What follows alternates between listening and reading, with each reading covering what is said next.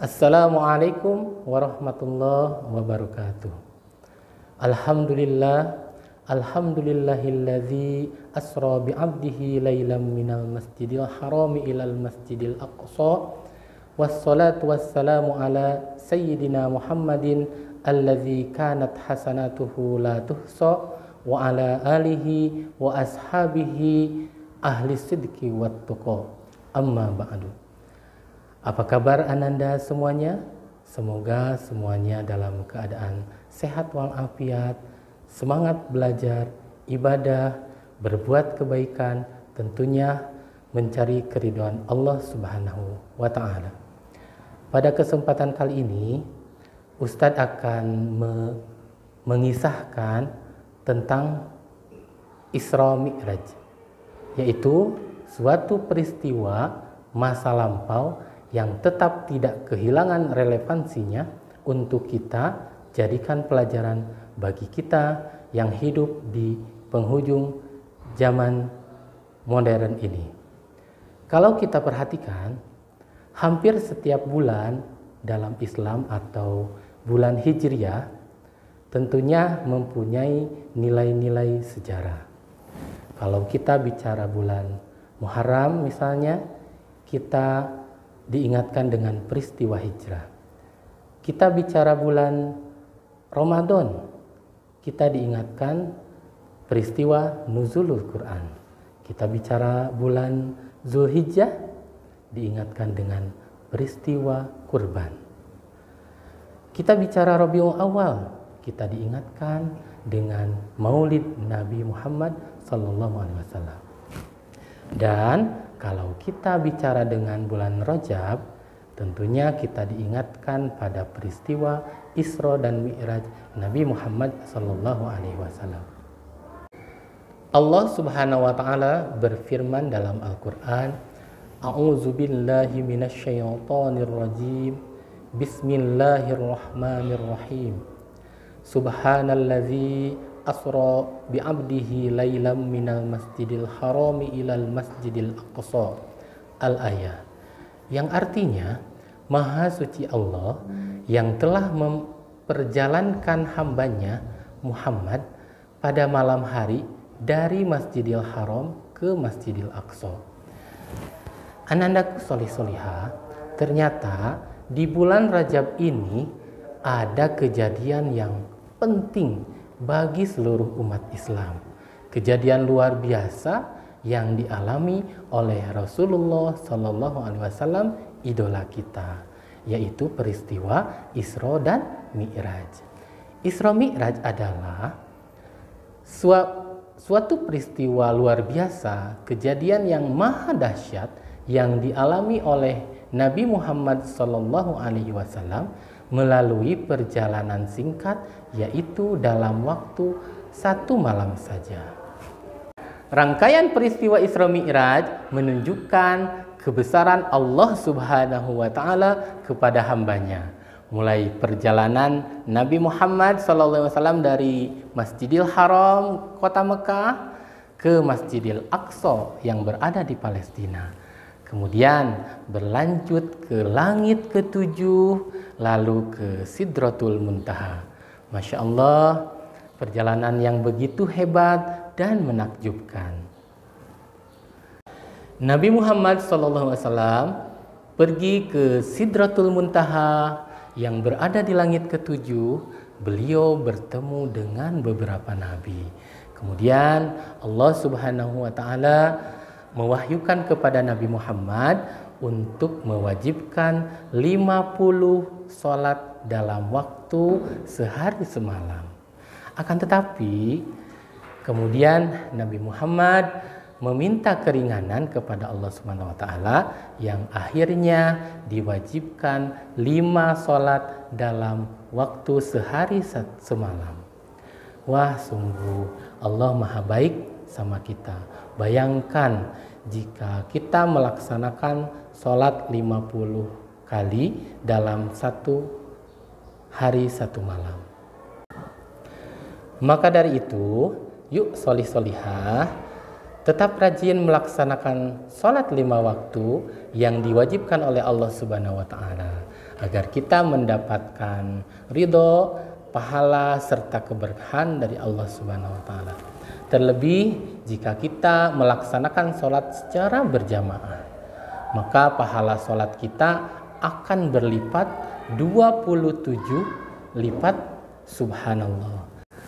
Rasulullah SAW bersabda, sholatul jamaati afdalu min sholatil faddi bisab'i wa isyrina darajah. Sholat berjamaah lebih utama, lebih baik 27 kali lipat dibanding sholat sendirian. Hadis riwayat Bukhari Muslim. Dikarenakan pahala sholat berjamaah itu 27 kali lipat pahalanya, beruntung sekali ya jika kita senantiasa melaksanakan sholat secara berjamaah. Ananda solih-solihah, sesungguhnya sholat berjamaah adalah sholat yang paling utama. Terlebih jika kita melaksanakan sholat berjamaah di masjid. Hendaknya kita selalu melaksanakan sholat berjamaah di masjid. Masjid merupakan simbol nilai-nilai kekuatan Islam. Jika umat Islam senantiasa berkumpul berjamaah di masjid, tilawah Quran, iktikaf, dan ibadah lainnya untuk memakmurkan masjid, maka umat Islam akan kuat. Maka dari itu, mari kita sama-sama melaksanakan sholat berjamaah di masjid dan memakmurkan masjid, menjaganya, kebersihannya, dan kesucian masjid.